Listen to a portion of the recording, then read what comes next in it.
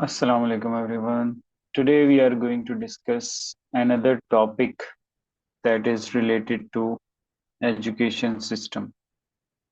अब यहाँ पे आपने ये समझना है कि इसकी थीम कौन सी है। सबसे पहले आपने देखना होता है कि थीम कौन सी है ऐसे की। थीम है एजुकेशन,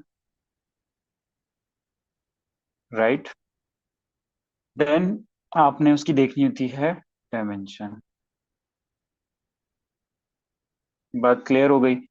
थीम के बाद सेकंड पॉइंट इज के what is the dimension of an essay। तो डायमेंशन में आप देखें क्या है topic, pathways to a future oriented education system. अब आपने ये देखना है कि ये थीम, ये टॉपिक, जो थीम की जो डायमेंशन है, ये किस साइड पे जा रही है। ये टॉपिक आपका फ्यूचर ओरिएंटेड एजुकेशन सिस्टम के ऊपर है। डायमेंशंस क्या हो सकती हैं? पाकिस्तान के एजुकेशन सिस्टम पे हो सकती है। एजुकेशन इनइक्वालिटी होती है एजुकेशन में, ठीक है। Inequality in education system. फिर आ जाता है फ्लॉज इन एजुकेशन सिस्टम, कुछ भी आ सकता है एजुकेशन सिस्टम। यहाँ पे ये आया है कि फ्यूचर ओरिएंटेड एजुकेशन सिस्टम। ये बात आपको क्लियर हो गई है कि पहले आपने समझना है कि आपका टॉपिक किस साइड पे है, आपकी डायमेंशन कौन सी है। ठीक है, डायमेंशन आपको समझ आ जाएगी तो आपने उसके बाद अपनी ब्रेनस्टॉर्मिंग भी उस साइड पे करनी है। ये बात क्लियर है। अब यहाँ पे आ जाता है कि फ्यूचर ओरिएंटेड एजुकेशन सिस्टम क्या है, पहले तो आपको ये पता होना चाहिए। इसी तरीके से एक थीम के अंदर आ जाता है रिमोट लर्निंग या कोई भी टेक इनकॉर्पोरेशन इन एजुकेशन। ठीक है, ये क्लियर होगी बात। तो आपको पता होना चाहिए कि टॉपिक्स किस तरीके से आ रहे हैं। Remote learning basically digital learning के प्लेटफॉर्म्स हो गए, ये कुछ भी इस साइट पे आ सकता है। एजुकेशन से रिलेटेड थीम आपकी आ सकती है। फिलहाल हम अपने टॉपिक को देखेंगे, हम उसके बारे में डिस्कस करेंगे, उसके बारे में बात करेंगे। वो है हमारी पाथवेज। से पूछा क्या गया है? पाथवेज पूछे हैं। मतलब आपने फ्यूचर ओरिएंटेड एजुकेशन सिस्टम के वेज बताने हैं कि किस तरह, how can we achieve it, या क्या है उसके पाथ्स और वो क्या है। ठीक है, ये क्लियर हो गई बात आपको। अच्छा, अब चलते हैं आगे। आपने करनी है उसके बाद ब्रेनस्टॉर्मिंग के क्या हो सकते हैं फ्यूचर ओरिएंटेड एजुकेशन सिस्टम के पाथ्स। वो हमने कर ली है, वो हमने आउटलाइन में डिस्कस करेंगे। आप वो सारे देखेंगे कि किस तरीके से फ्यूचर ओरिएंटेड एजुकेशन सिस्टम के क्या पाथवेज हो सकते हैं। First and foremost obviously is introduction, जो कि आपने एक्सप्लेन करना होता है। मैं हर बार हर वीडियो में अपने बताता हूँ कि आपने इस चीज़ को लेके चलना है। और इट्स अप टू यू कि आप थीसिस स्टेटमेंट लिखते हैं आउटलाइन के अंदर कि या नहीं लिखते। हर किसी का अपना व्यू है, इसीलिए जो आपको बेस्ट व्यू लगता है आप उसके साथ अपना अपना अपना डिसीजन आपने खुद लेना है। अपना मेंटोर आपने खुद डिसाइड करना है और आपने उस चीज को फॉलो करना है। किसी और की नहीं सुने इसके ऊपर कि कोई कहता है थीसिस स्टेटमेंट लिखनी चाहिए, नहीं लिखनी चाहिए, कुछ भी है। अब वो आपको जैसे सही समझ आता है आपने वो करना है काम। अगर आपसे नहीं लिखी जाती तो बेटर टू स्किप इट, कि आप इसको ना खराब ना लिखें कम से कम। अच्छा, नेक्स्ट पॉइंट के ऊपर चलते हैं जो मेन हेडर है हमारा, what is future oriented education system. मैंने जैसे बात की कि आपको पता होना चाहिए फ्यूचर ओरिएंटेड एजुकेशन सिस्टम है क्या। ठीक है, यहाँ हमने ये बात की, आप इसको पढ़ेंगे तो आपको आइडिया होगा कि अब एक सिंपल आपने डिफरेंस पता होना चाहिए कि traditional versus future oriented education system क्या होगा। सिंपल स्कूल्स में जाना, ठीक है। टिपिकल ब्लैक बोर्ड्स और उस तरह की चीजें होंगी, ठीक है। नॉर्मल बुक्स होंगी, कोई इसमें वो चीजें नहीं। अब फ्यूचर में क्या है? फ्यूचर में क्या है? रिमोट लर्निंग, एआई, ये आपने यहाँ पे लाजमी याद कर, डिजिटल रेवोल्यूशन, ठीक है। बुक्स, ऑनलाइन लर्निंग हो गई। ये आपने याद रखना है। जब आप ये चीजें देखेंगे तो इसका इस ये सब इनकॉर्पोरेट करेंगे, आपके किस में आएगा, फ्यूचर ओरिएंटेड एजुकेशन सिस्टम में ये सब कुछ आएगा। एआई ड्रिवन वर्ल्ड, सबसे इंपॉर्टेंट चैट जीपीटी वगैरह इसमें आ गया, चैट जीपीटी, ठीक है, और डीप सीक, ये दो तो सबको पता होंगे ना, लेकिन और भी आपको पता होना चाहिए। Perplexity AI, that is good one also. Claude है, बहुत सारे हैं, आपने वो सारे देखने हैं, एक वो दूसरा भी है। तो ये आपको एआई टूल्स का पता होना चाहिए, ये सब कुछ digital future oriented education system के अंदर आता है। ये बात क्लियर हो गई है। Technology incorporation, technology driven education system, skill building, innovation, critical thinking. अब एआई जनरेटेड आ रही है, अब टिपिकल बुक्स और उन चीजों से आप नहीं पढ़ाई चलती है। ये बात समझ आ गई है कि फ्यूचर ओरिएंटेड एजुकेशन सिस्टम में क्या चीजें आएंगी, आपने ये एक्सप्लेन करना है। That is your neck part, ठीक है, ये आपका नेक पार्ट होगा ऐसे का। पहला ये हो गया, दूसरा ये हो गया, ठीक है। नाउ मूविंग टूवर्ड्स फर्दर, आपने क्या बताना है इसके अंदर। पहले क्या पूछा है, सिम पाथवेज, ये याद हो गया, ये आपको बात समझ आ गई। Pathways to a future oriented education system, इसका मतलब हमने पहले बताना है what is future education, future oriented education system क्या है।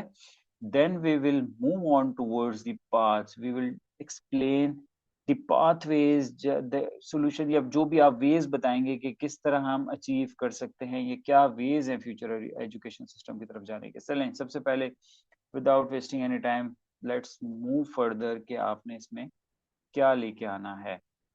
अच्छा, सबसे पहला पॉइंट है incorporation of digital tools in the education system. Digital tools को एजुकेशन सिस्टम में इनकॉर्पोरेट करना से आपको फ्यूचर ओरिएंटेड एजुकेशन की तरफ मूव कर सकते हैं। देखें, आपने जब पाथवेज बताने हैं ना, तो आपने बताने हैं वेज, आपने वेज बताने हैं कि किस तरीके से फ्यूचर ओरिएंटेड एजुकेशन सिस्टम को अचीव किया जा सकता है, ठीक है, दैट इज क्लियर। आगे आप जाएंगे, फिर इसको कैसे एक्सप्लेन करेंगे। आपने बताया कि डिजिटल टूल्स को यूज करके आप फ्यूचर ओरिएंटेड एजुकेशन सिस्टम को अचीव कर सकते हैं। What are these digital tools, advance technological tools for better learning. अच्छा, अब यहाँ पे आपने यो मैंने यहाँ पे इनकॉर्पोरेट किया है युवल नोआ हरारी का आर्गुमेंट, कि वो किस तरह वो बताता है कि एजुकेशन सिस्टम को ट्रांसफॉर्म कर दिया है एआई ने आके। अच्छा, एडवांस टूल्स फॉर में क्या आ सकता है, सिंपल आपको, सिंपल एडवांस टूल्स में क्या क्या आ सकता है। जो जूम मीटिंग्स होती हैं वो इसमें आ गई, meetings, Google Meet, online portals जिस पे क्लासेस होती हैं, ये बात क्लियर है। वेबसाइट्स जो हैं, कोर्सेरा, कुछ भी इस तरह के जितने टूल्स हैं डिजिटल टूल्स को, उनको इनकॉर्पोरेट करने से आपको फ्यूचर ओरिएंटेड एजुकेशन सिस्टम की तरफ आप मूव कर सकते हैं। ये वाला पहला पॉइंट आपने बताना है। Next point is focus on skills like critical thinking and analytical abilities. Future oriented education system में परसू करने के लिए, जाने के लिए सबसे इंपॉर्टेंट ये है कि आपके पास क्रिटिकल थिंकिंग के स्किल्स और एनालिटिकल एबिलिटीज। देखिए, यहाँ मैंने जो ये मेंशन किया ना, आपको इसके बारे में पता होना चाहिए, लाजमी है, या बहुत सारी जगहों पे आप इसको यूज कर सकते हैं। That is future of jobs report है, ये वर्ल्ड इकोनॉमिक फोरम की रिपोर्ट है 2025 की। उसमें उन्होंने ये बताया कि कितनी परसेंट जॉब्स, 87 मिलियन जॉब्स, देखें ये है 87 million jobs will be eliminated, ठीक है। उसमें ये बताया, फिर उसमें क्या बताया है कि न्यू जॉब्स भी क्रिएट होंगे, 97 पता नहीं कितनी 7 मिलियन न्यू जॉब्स भी क्रिएट होंगे। लेकिन सबसे इंपॉर्टेंट चीज ये है कि these jobs are related to critical thinking, analysis, इस तरह की जो भी हैं, आपकी स्किल बिल्डिंग। देखिए, मैं आपको एक पॉइंट समझा दूं, आपने ये लाजमी समझना है यहाँ पे, it is very important. AI है ना, तो अब जो स्किल के बगैर वर्क हो रहे हैं, जो ह्यूमन रिलेट, जो आपका बिल्कुल टास्क है, सिंपल टास्क जो है ना, वो अब खत्म होते जा रहे हैं। ऑटोमेशन की तरफ जा रही है वर्ल्ड, ये बात क्लियर है। ऑटोमेशन की तरफ जाएगी तो जॉब्स एलिमिनेट होंगी, लेकिन जॉब्स की जिनकी डिमांड बढ़ती जाएगी, those jobs are critical analysis, thinking process आपका इंप्रूव होना चाहिए। हाउ टू कंट्रोल एआई, अगर आपको ये समझ आ गई ना, तो ऑब्वियसली आपकी जॉब नहीं जाएगी। तो इसका मतलब ये है कि जो स्किल बिल्डिंग है वो सबसे इम्पोर्टेंट चीज है। स्किल बिल्डिंग इम्पोर्टेंट, उसमें वो ये बताता है कि reskilling and upskilling and important. ये मैं आपको किसके बारे में बता रहा हूँ, वर्ल्ड इकोनॉमिक फोरम की जो रिपोर्ट है मैं उसके बारे में आपको एक्सप्लेन कर रहा हूँ यहाँ पे। ठीक है, वो ये बताते हैं कि टॉप स्किल्स जो नीडेड है ना वर्ल्ड को, टॉप स्किल्स ये आपने लाजमी लिखना है इसके अंदर। टॉप स्किल्स कौन सी हैं? क्रिएटिविटी, ओके, फ्लेक्सिबिलिटी, अडेप्टेबिलिटी, ये सारी वो स्किल्स हैं जो आपको आनी चाहिए। तो ये बताते हैं रीस्किलिंग एंड अपस्किलिंग बहुत इंपॉर्टेंट है। अपने एम्प्लॉयज को या गवर्नमेंट को चाहिए कि वो उनकी स्किल डेवलपमेंट करें, ताकि remote working requires adoption career, समझ रहे हैं आपको, adaptation careers, pivots are becoming new normal. अब देखें वो ये कह रहा है कि ये जो न्यू नॉर्मल का कॉन्सेप्ट है जो मैंने आपको एक्सप्लेन किया कि अब ऑटोमेशन अडेप्टेबिलिटी की तरफ वर्ल्ड जा रही है, तो इसका मतलब जॉब्स खत्म होती जाएंगी। तो अल्टीमेटली अगर फ्यूचर ओरिएंटेड एजुकेशन सिस्टम का पाथ वेज ये होना चाहिए कि that must incorporate critical thinking and analytical ability qualities in a person, in students, ताकि वो इस तरफ जाएं जो कि अब खत्म होती जा रही है। वो अलग है, जैसे वो आपने एक पॉइंट ये एक्सप्लेन, देखें पॉइंट की ना दूसरी साइड आपने नहीं एक्सप्लेन करनी, आपने पॉइंट को एक्सप्लेन करना होता है कि फोकस, जब एजुकेशन सिस्टम का फोकस होगा skill building, critical thinking, analytical abilities, creativity, इन सब पे फोकस होगा, तो ultimately that will lead towards future oriented education system. ठीक है, सो नेक्स्ट पॉइंट की तरफ चलते हैं, that is national level policy on education for educational equality. अच्छा, यहाँ पे अब हमने की बात की है एजुकेशनल इक्वालिटी, इसका ऑपोजिट क्या होता है? Educational stratification. क्लियर है?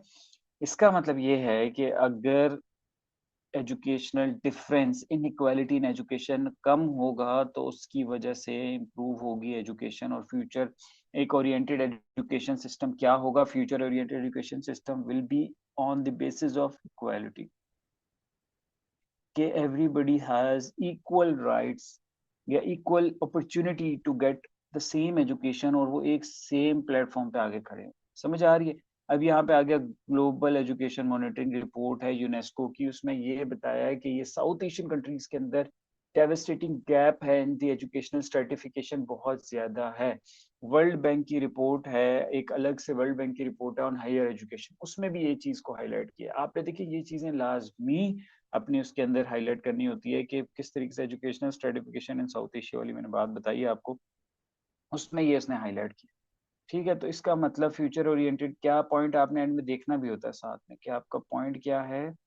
Future oriented education system must be equal, must give equal opportunities to everyone. ये बात क्लियर हो गई? आगे चलते हैं। another point is tailor made personalized education model for better learning। अच्छा, अब ये बहुत जबरदस्त एग्जांपल है, आपको इसके बारे में समझना चाहिए। AI driven algorithm, chat GPT, deep seek, knowledge networks, ये एग्जांपल्स दी हुई हैं, या आर्गुमेंटेशन के लिए मैंने यहाँ पे ये चीजें हाईलाइट की। अब आपने ये समझना है कि tailor made personalised educational model क्या है। इस चीज को हाईलाइट किया है, किपरी का पेपर है, वो मैं यहाँ पे मैंने मेंशन नहीं किया, मैं आगे जाके आपको बता दूंगा। उसमें ये बताया कि पर्सनलाइज्ड एजुकेशन होनी चाहिए, पर्सनलाइज्ड नॉट स्टैंडर्डाइज। देखें, एक होता है स्टैंडर्डाइज्ड एजुकेशन एजुकेशन सिस्टम, इसमें पर्सन टू पर्सन चीजें वेरी नहीं करती, सबको एक चीज ही समझाई जाती है, एक तरीके से पढ़ाया जाता है, तो उससे वो वाली स्किल बिल्डिंग नहीं होती। Everybody has his own interest, own field जिसमें वो जाना चाहता है। एआई क्या करता है? एआई ड्रिवन मॉडल्स क्या करेंगे कि पर्सन स्पेसिफिक या स्टूडेंट स्पेसिफिक एजुकेशन प्रोवाइड करेंगे। मतलब if you want to search anything, अगर एक पर्सन, एक बच्चे ने कुछ सर्च करना है, तो वो आराम से वो अपनी पर्टिकुलर अपने इंटरेस्ट के स्पेसिफिक उस चीज को सर्च करके सीख सकता है। समझ आइए ये बात? तो आपने यहाँ पे ये चीजें मेंशन करनी है कि किस तरीके से पर्सनल जो फ्यूचर ओरिएंटेड एजुकेशन सिस्टम है, for that it is very important to have a tailor made personalized education models for better learning. ये बात क्लियर हो गई? अच्छा आगे चलें, आगे आ गया point personalise evaluation instead of standardisation. अच्छा अब इस चीज को बहुत ज्यादा हाईलाइट किया है ओवरऑल, जो रिसर्चेज होती हैं, चीजें होती हैं कि किस तरीके से evaluation system must not be standardized के no standardization क्या होना क्या चाहिए कि पर्सनल इवेल्युएशन होनी चाहिए on the basis of interest, skills, no rote learning नहीं होनी चाहिए इसमें। डिफरेंट एक बेसिकली ये वही बात होगी कि इवेल्युएशन सिस्टम एक का बहुत इशू है, लेकिन आपने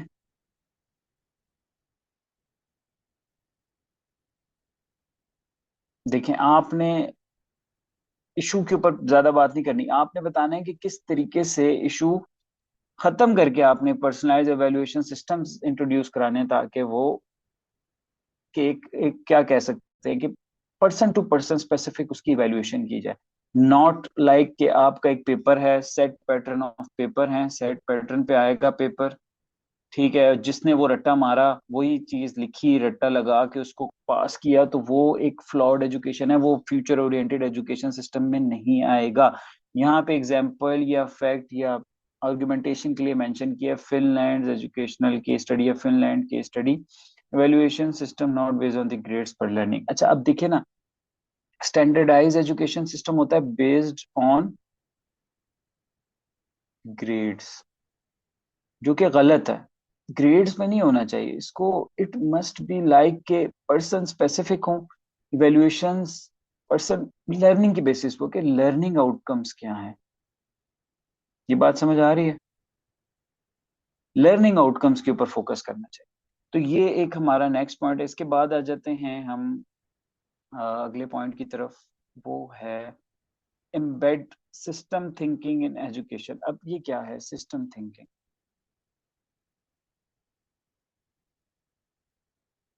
सिस्टम थिंकिंग ये है कि you must know how to solve problems, समझ गए, using critical thinking.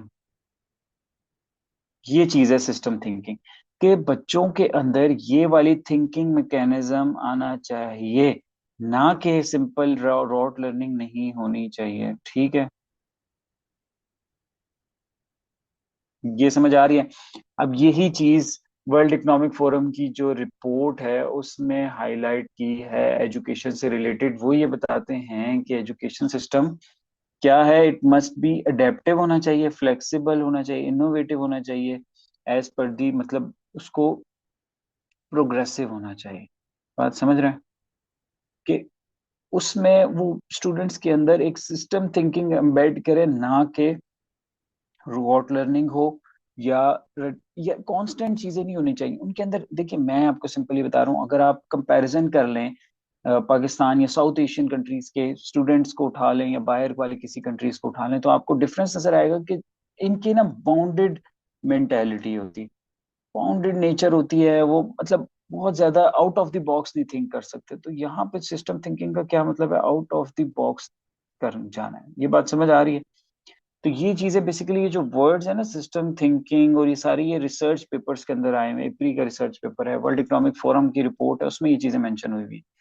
Next point आ जाते हैं हम, remote learning through modern digital tools. वो हम शुरू में बात कर चुके हैं कि रिमोट लर्निंग होनी चाहिए, ठीक है, डिस्टेंस लर्निंग प्रोग्राम्स होने चाहिए। ये बात क्लियर है?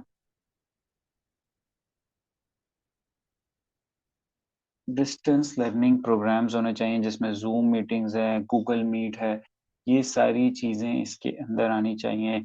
अब यहाँ पे मैंने एग्जांपल दी है ओपन यूनिवर्सिटी की, इलामा इकबाल ओपन यूनिवर्सिटी के जो रिमोट लर्निंग प्लेटफॉर्म्स हैं, दे आर टू गुड। उन्होंने एनहांस किया, उन्होंने अपने पोर्टल्स बनाए, उन्होंने अपने ओवरऑल इवेल्युएशन का मैकेनिज्म, क्लास अटेंड किस तरीके से होगी, ये सारी चीजें उसमें इन्होंने इनकॉर्पोरेट की है। तो इट मीन्स के remote learning through modern digital tools are very important for the future oriented education system.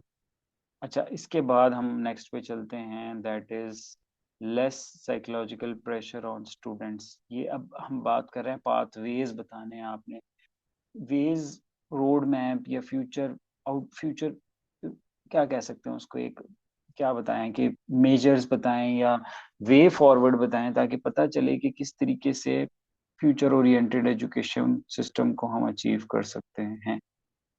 ठीक है, इसको अचीव करने के लिए इंपॉर्टेंट है कि बच्चों पे लेफ्ट साइकोलॉजिकल प्रेशर। अब ये जब आप पढ़ेंगे ना, ये पॉइंट्स वहां से आएंगे जब आप केस स्टडीज को पढ़ेंगे। फिनलैंड का एजुकेशन मॉडल सबसे best top of the line education model है, उसके अंदर ये चीजें मेंशन की हुई हैं, अभी आपको मैं बता रहा हूँ। फिनलैंड है, यहाँ लिख देते हैं फिनलैंड। इसराइल का भी मॉडल पढ़ाया जाता है, इसराइल हो गया। एक दो और कंट्रीज है, उनके भी मॉडल्स हैं, स्टेम का मॉडल है, दूसरे भी। आपने ये सब चीजें पढ़ के फिर उसको इनकॉर्पोरेट करना, ताकि आप you are able to write a paragraph, और उसको आप एक्सप्लेन कर सकें, अपने आइडिया को कनेक्ट भी कर सकें। ठीक है। फिनलैंड एजुकेशन मॉडल क्या है? फिनलैंड एजुकेशन मॉडल के अंदर ये फ्री मील्स का कॉन्सेप्ट है, एंड साइकोलॉजिकल काउंसलिंग का भी मॉडल है। ये जब आप पढ़ेंगे तो आपको चला पता चलेगा, ये बेसिकली केस स्टडीज हैं। तो आपको ये लाजमी, आपने ये सारी चीजें पढ़नी है, ताकि आपको आइडिया हो कि किस तरीके से आपने इसको लेके चलना। तो यहाँ पे अच्छा, फिनलैंड एजुकेशन साइकोलॉजिकल प्रेशर कम करने के लिए उन्होंने किस तरीके से किया? There must be no pressure, pressure नहीं होना चाहिए बच्चों पे, स्टूडेंट्स पे प्रेशर है कि ग्रेड्स लेने हैं, पास करना है, परसेंटेज अच्छी आनी चाहिए। फिनलैंड में ही नहीं, साइकोलॉजिकल प्रेशर जब कम होगा तो बच्चे बेटर परफॉर्म करेंगे।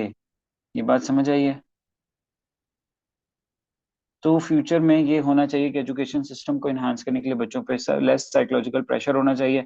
उनके मॉडल में क्या है कि वो फ्री मील्स देते हैं, साइकोलॉजिकल काउंसलिंग देते हैं, ताकि बच्चों की मेंटल हेल्थ इंप्रूव हो सके। नेक्स्ट इज, नेक्स्ट पॉइंट की तरफ मूव करते हैं, that is solution led to the problem led learning system. अब क्या है ये? अब एक है जिसमें यहाँ पे डैश लगा, solution led to problem led learning system. अब ये भी केस स्टडीज के अंदर ही आप पढ़ेंगे तो आपको आइडिया हो जाएगा कि क्या डिफरेंस है दोनों के अंदर। बजाय हमारे दूसरे जो सिस्टम्स हैं एजुकेशन सिस्टम्स के अंदर, they focus on solution led, कि भाई प्रॉब्लम एक है, बस उसका सॉल्यूशन फाइंड करें। ठीक है, फाइंड अ सॉल्यूशन ऐसे नहीं होता, पहले आपने उसको रिवर्स ऑर्डर में लेके चलना है। रिवर्स इंजीनियरिंग जिसको कहते हैं, कि यू मस्ट नो कि प्रॉब्लम क्या है। देखें, पहले आप प्रॉब्लम आइडेंटिफाई करें,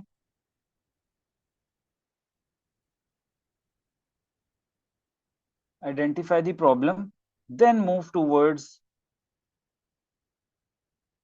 सॉल्यूशन।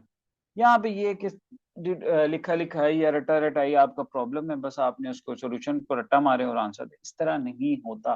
फ्यूचर एजुकेशन सिस्टम की तरफ जाने के लिए there must be a systematic change from solution led to problem led. ये टर्मिनोलॉजीज हैं, जब आप पेपर्स पढ़ेंगे, रिसर्च पेपर्स, तो आपको आइडिया होगा कि ये क्या है, रिसर्च पेपर्स हैं, किसके हैं, आपने देखने हैं। इप्री है, बहुत सारे थिंक टैंक्स हैं, उनके देखें, उसमें ये आइडियाज लिखे हुए हैं सारे। ये बात क्लियर है? यहाँ पे आर्गुमेंट जो दिया है, that is Israel education system more focus to identify problems, कि सोसाइटी के अंदर प्रॉब्लम चल क्या रहे हैं, आपने इसके ऊपर फोकस करना है। मतलब यहाँ पे ये बेसिकली सिस्टमैटिक सॉल्यूशन। अब उन्होंने अगर सिस्टमैटिक सॉल्यूशन मांगा, तो you must be able to give that systematic solution for the future oriented education system, ना कि आप नॉर्मल वही जो एजुकेशन प्रॉब्लम्स के अंदर आप चीजें बता रहे होते हैं। एजुकेशन प्रॉब्लम में क्या बता रहे होते हैं आप?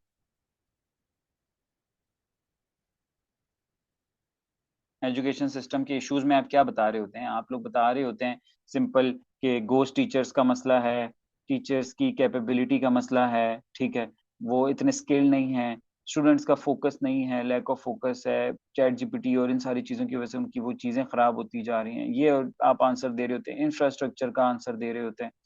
ठीक है, इंफ्रास्ट्रक्चर बता रहे होते हैं, बजट के बारे में बता रहे होते हैं। तो ये चीजें आप बता रहे होते हैं, ये बात समझ आ रही है। लेकिन अभी यहाँ पे सवाल ये कि पाथवेज आपने बताना है, फ्यूचर ओरिएंटेड एजुकेशन सिस्टम, ना के इश्यूज नहीं बताने सिर्फ आपने। ये बात समझ आ गई यहाँ पे? अच्छा, लास्ट नेक्स्ट पॉइंट की तरफ मूव करते हैं, and that is integration of the stem model. अब स्टेम मॉडल आप पढ़ेंगे तो आपको पता चल जाएगा। स्टेम मॉडल होता है साइंस, टेक्नोलॉजी, इंजीनियरिंग, मैथमेटिक्स। उसको आप बेसिक लेवल एजुकेशन सिस्टम में इनकॉर्पोरेट करने की जरूरत है। बच्चों की जो एजुकेशन सिस्टम है, ये मॉडल्स आप इंटरनेशनल मॉडल्स, आप केस स्टडीज देखेंगे ना, बेस्ट एजुकेशन मॉडल्स, ये आप पढ़ेंगे तो आपको चीजों का पता चलेगा कि किस तरीके से इसको, ये बेसिकली आपने पॉइंट्स ऐड करना है ना, तो पॉइंट्स आप ऐड करते जाएं कि भाई ये भी इंपॉर्टेंट है, ये भी जरूरी है, वो भी जरूरी है, सारे आपने पाथवेज बताने हैं यहाँ पे। ये बात क्लियर हो गया इस सवाल के अंदर। अब आगे और भी पाथवेज हैं, जाहिर है अपने टॉपिक ही सारा जो है आपका पाथवेज के ऊपर है, तो आपने उसी को एक्सप्लेन करना है। अच्छा, तो नेक्स्ट पॉइंट क्या है हमारा? नेक्स्ट पॉइंट है हमारा public private partnerships to enhance access to education. अच्छा, अब यहाँ पे जो मैंने आपको वर्ल्ड बैंक की रिपोर्ट पहले बताई है, वो है regional integration for higher education development option for South Asia. ये रिपोर्ट का नाम है, ठीक है, 2023 की रिपोर्ट है।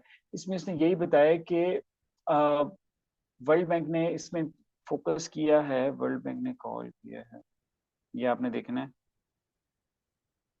Focus on regional integration. ये बात समझ आई है? उसने बताया कि थ्री इनेबलिंग फैक्टर्स हैं facilitate the creation of higher education system in South Asia में। क्या है? Wide spread use of English होनी चाहिए, advance information and communication technology होनी चाहिए, and third is open science and open education resource movement होनी चाहिए। तो इसकी वजह से ये तीनों इंटीग्रेशन हो सकती हैं। यहाँ पे हमने ये बताया कि रीजनल इंटीग्रेशन हो प्लस पब्लिक प्राइवेट पार्टनरशिप्स।